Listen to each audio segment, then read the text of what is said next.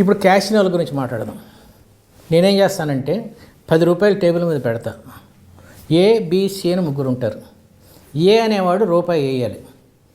వేస్తే బి కానీ సి కానీ ఆడకపోతే నా 10 రూపాయలు ఆ రూపాయి 11 రూపాయలు అతను తీసేసుకోవచ్చు.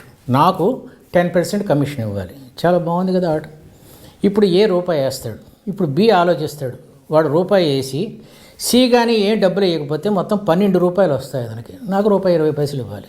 ఇప్పుడు సి అక్కడ 12 ఉంది, తను రూపాయి వేస్తే 13 వస్తుంది. వేయాలా వద్దా?